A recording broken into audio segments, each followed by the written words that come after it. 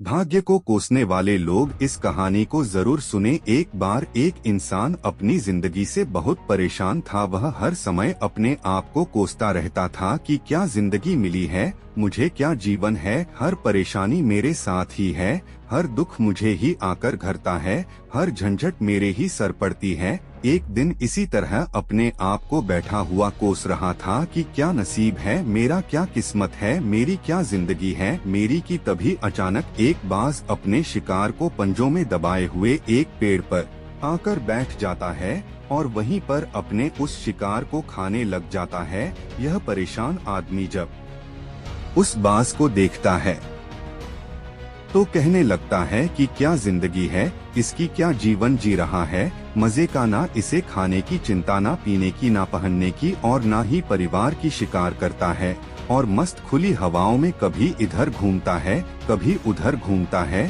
सारे दिन आसमान में उड़ता रहता है। असल जिंदगी तो यही है, जीवन तो यह जी रहा है। और फिर वह आसमान की तरफ देखकर जोर जोर से चिल्लाता है कि काश मैं भी एक बाज होता तो मुझे भी कोई दुख ना होता, मुझे भी कोई परेशानी ना होती, काश मैं भी एक बाज होता। जब वह 2 से 3 बार जोर जोर से चिल्लाता है कि काश मैं भी एक बाज होता तो मुझे भी कोई दुख ना होता, मुझे भी कोई परेशानी ना होती, तो अचानक आसमान में बिजली कड़कने लग जाती है और आसमान से आवाज आती है कि हे इंसान, क्या यह हमने सच सुना कि तू हमारी दी हुई जिंदगी से परेशान है और तू एक बाज बनना चाहता है। तो इस आकाशवाणी को सुनकर यह इंसान हैरान रह जाता है और आसमान की तरफ देखकर कहता है कि हाँ, मैं सच में अपनी इस जिंदगी से बहुत परेशान हूँ, क्योंकि हर परेशानी मेरे साथ ही है, हर दुख मुझे ही है, हर तकलीफ मेरे ही साथ है। तो आसमान से फिर आवाज आती है कि हे इंसान, एक बार फिर सोच ले, हमने तुझे बड़ी प्यारी जिंदगी दी है, लेकिन अगर फिर भी तू चाहता है कि हम तुझे बाज बना दें तो हम तुझे बाज बना देंगे, लेकिन अगर एक बार हमने तुझे बाज बना दिया तो फिर हम तुझे बाज से इंसान दोबारा नहीं बनाएंगे। तो यह आदमी तुरंत जवाब देता है कि मैंने अच्छी तरह से सोच लिया है कि मुझे बाज ही बनना है और एक बार बाज बनने के बाद मैं दोबारा कभी नहीं कहूँगा कि मुझे इंसान बनना है। तभी ऊपर से आवाज आती है कि जैसे तुम्हारी इच्छा, और वह इंसान बाज बन जाता है। बाज बनते ही वह इंसान खुली हवाओं में उड़ने लगता है, कभी उड़ता हुआ इधर चला जाता है, कभी उड़ता हुआ उधर चला जाता है और सोचता है क्या मजे की जिंदगी है, असल जिंदगी तो यही है, ना कोई चिंता, ना कोई परेशानी, ना कोई डर, वह सारा दिन ऊंचे आसमान में उड़ता रहता है। 2-3 मिनट पंख मारता है, उसके बाद पंख मारना बंद कर देता है और लंबे समय तक हवाओं में तैरता रहता है। इसी तरह हवाओं में तैरते हुए शाम का समय नजदीक आ जाता है तो वह सोचता है कि मेरे पास रहने का एक ठिकाना भी होना चाहिए, मेरा अपना एक घर होना चाहिए जहां मैं रात में आराम कर सकूं। तो यह सोचकर वह छोटी छोटी लकड़ियां इकट्ठा करने लग जाता है और एक ऊंचे पेड़ पर अपना घोंसला बनाने लग जाता है। एक एक लकड़ियां इकट्ठा करके वह अपने लिए एक सुंदर सा घोंसला तैयार कर लेता है और रात में उसी में सो जाता है और सोचता है सुबह उठकर शिकार भी करूंगा और सुबह उठकर फिर से मौज मस्ती भी करेंगे, खुली हवाओं में उड़ेंगे। सुबह होते ही वह शिकार की तलाश में निकल पड़ता है, हवाओं में उड़ता रहता है। ऊपर से जाकर देखता है कि कहीं जमीन में मुझे कोई शिकार नजर आए तो मैं तुरंत जाकर उसे दबोच लूं और वहीं पर खा लूं, लेकिन उसे कोई शिकार नजर नहीं आता। काफी समय बीत जाता है, वह लगातार ऊंचाई से शिकार को ढूंढता रहता है, लेकिन उसे कोई शिकार नहीं मिलता। फिर पास एक जंगल होता है, यह उस जंगल में चला जाता है, यह सोचकर कि शायद वहाँ कोई अच्छा सा शिकार मेरे हाथ आ जाए। यह जंगल के ऊपर उड़कर शिकार को ढूंढता रहता है, जंगल के अंदर जाकर भी शिकार को ढूंढता है, लेकिन इसे वहाँ भी कोई शिकार नहीं मिलता। शाम का समय नजदीक आ जाता है तो मायूस होकर वापस अपने घोंसले की तरफ लौट रहा होता है कि रास्ते पर थककर एक पेड़ के ऊपर बैठ जाता है।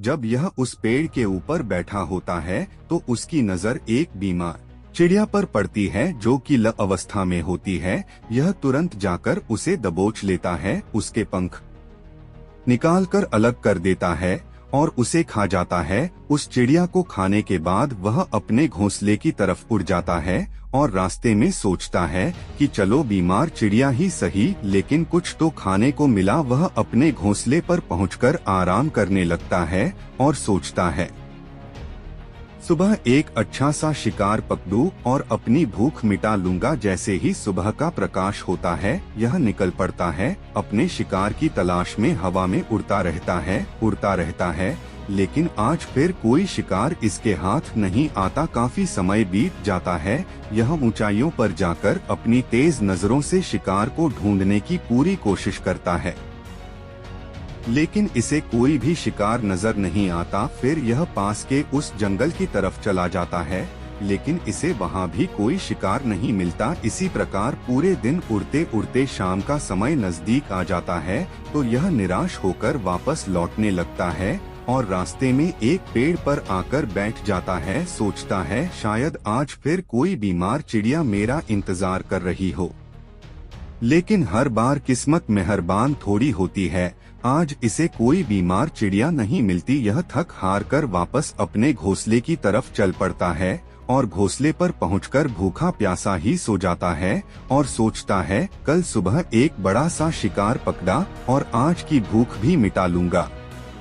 रात को अपने घोंसले में सोया होता है, गहरी नींद में होता है कि तभी एक भयानक तूफान आता है। इस तूफान की हवा इतनी तेज होती है कि इसके घोंसले को उड़ाकर एक जगह फेंक है और वे कहीं दूर दूसरी जगह फेंकते हैं, तो यह जहां पर गिरता है वहां नीचे एक नोकदरा लकड़ी पड़ी होती है जो इसके पंजे में गड़ जाती है और इसे बुरी तरह घायल कर देती है। तूफान के रुकने के बाद बारिश शुरू हो जाती है।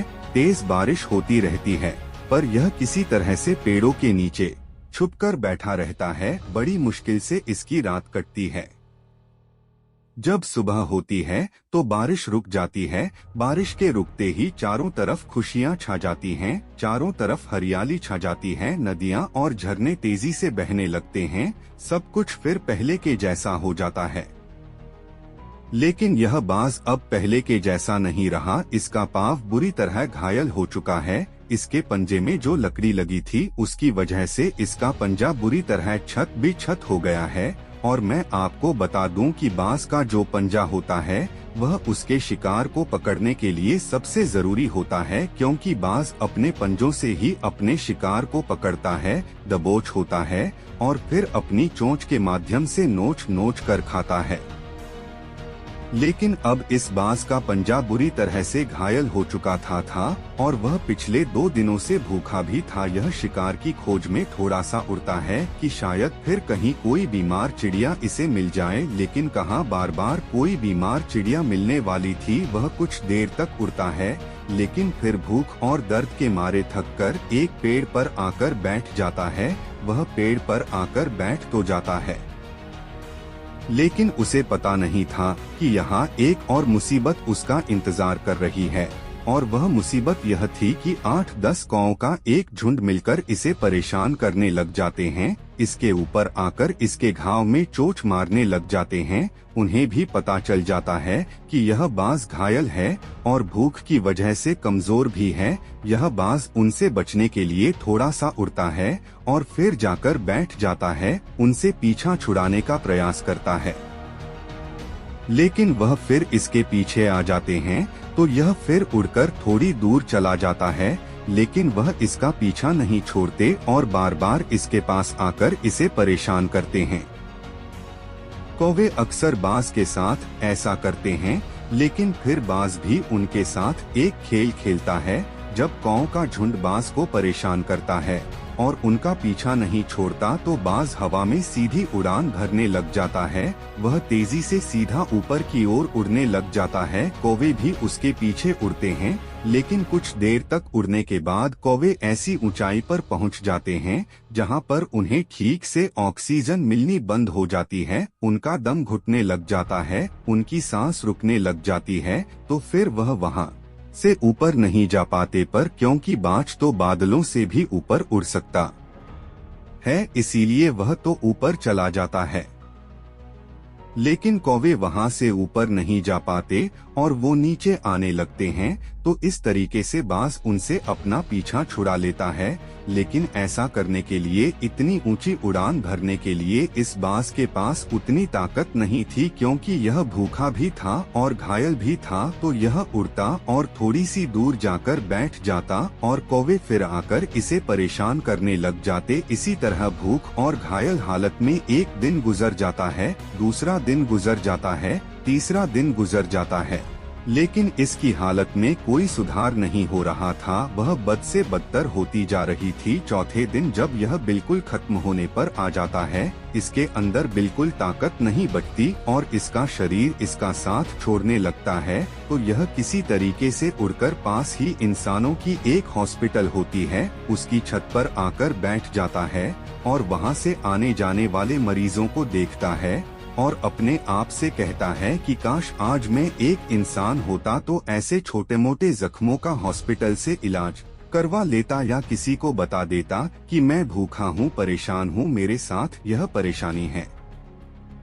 लेकिन आज मैं एक ऐसा बेजुबान परिंदा हूँ जो किसी से कुछ नहीं कह सकता, किसी को अपना दुख नहीं बता सकता, किसी से कोई मदद नहीं मांग सकता। यही बात सोचकर वह उसी छत पे अपना दम तोड़ देता है। वह अपनी जान की कुर्बानी तो दे जाता है, लेकिन साथ ही साथ हमें यह सीख भी दे जाता है कि आपको जैसा बनाया गया है, आप जैसे भी हो उसी में खुश रहो और उसी में बेहतर करने की कोशिश करते रहो, ना कि इस बात से परेशान रहो कि काश में ऐसा होता, काश में वैसा होता, काश मैं यह बन जाऊं। आपको जैसा भी बनाया गया है, आप उसी में अपना सर्वश्रेष्ठ करने का प्रयास करते रहो। दोस्तों, यह कहानी तो काल्पनिक है, लेकिन हमें जीवन का एक बहुत ही महत्वपूर्ण नियम सिखा कर जाती है कि हम जैसे भी हैं, अच्छे हैं, बस हमें उसी में अपना सर्वश्रेष्ठ करने का प्रयास करते रहना चाहिए। धन्यवाद।